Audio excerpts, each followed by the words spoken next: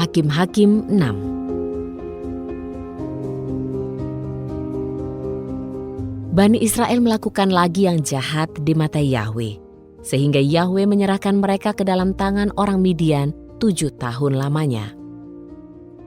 Tangan orang Midian sangat kuat menindas orang Israel, sehingga di hadapan orang Midian, Bani Israel membuat tempat-tempat perlindungan di pegunungan, yakni gua-gua dan kubu-kubu.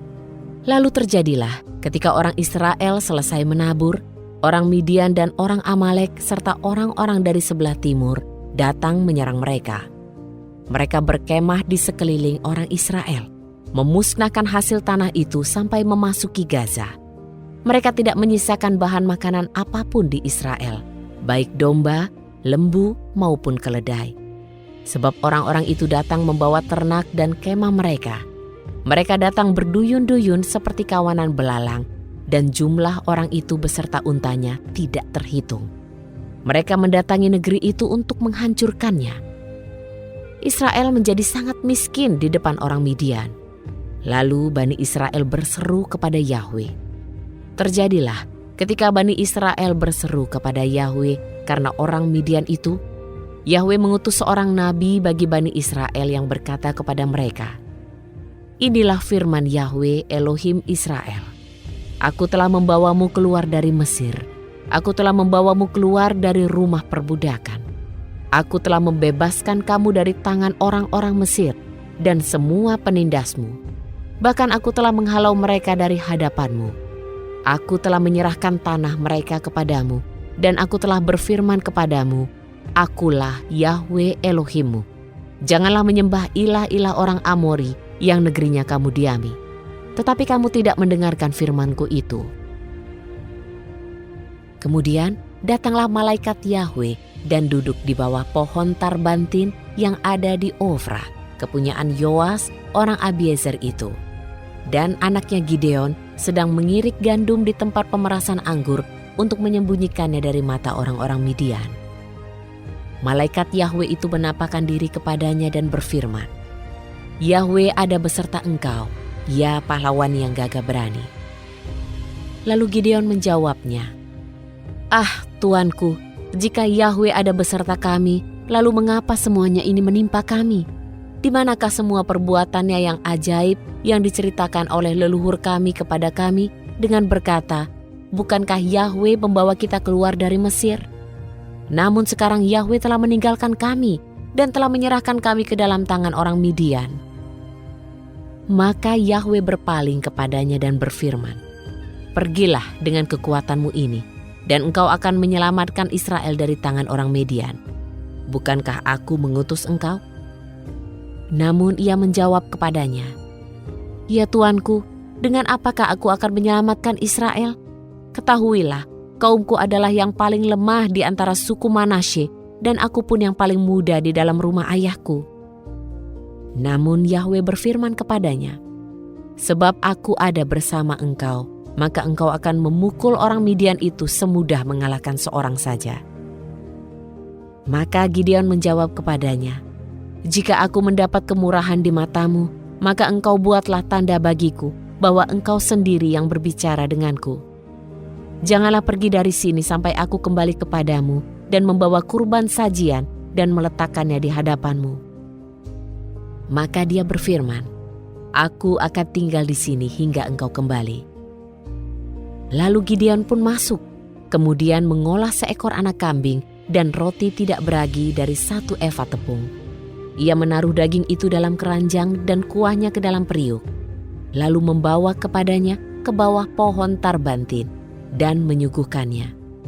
Maka malaikat Elohim itu berfirman kepadanya, "Ambillah daging dan roti tidak beragi itu dan taruhlah di atas batu ini.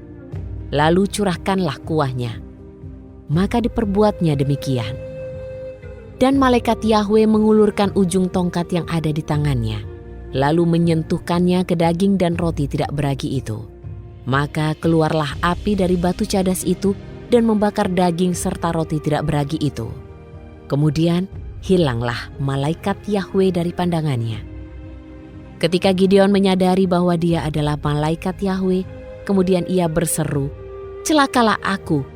Tuhanku Yahweh, sebab aku telah melihat malaikat Yahweh dengan berhadapan muka. Namun Yahweh berfirman kepadanya, damai sejahtera bagimu, jangan takut, engkau tidak akan mati. Lalu Gideon mendirikan di sana sebuah mezbah bagi Yahweh dan menamainya Yahweh Shalom, Yahweh damai sejahtera. Mezbah itu sampai sekarang masih ada di Ofra, kota orang Abiezer. Dan pada malam itu juga Yahweh berfirman kepadanya, ambillah seekor anak lembu jantan dari lembu yang ada pada ayahmu, yaitu anak lembu jantan yang kedua yang berumur 7 tahun. Kemudian runtuhkanlah mezbah Baal yang ada pada ayahmu, dan patung Asyera yang ada di dekatnya haruslah engkau hancurkan. Lalu haruslah engkau dirikan sebuah mezbah bagi Yahweh Elohimmu di atas kubu pertahanan ini, disusun dengan baik. Kemudian haruslah engkau ambil anak lembu jantan yang kedua itu, dan haruslah engkau naikkan persembahan bakaran dengan kayu dari patung Asyera yang engkau hancurkan itu.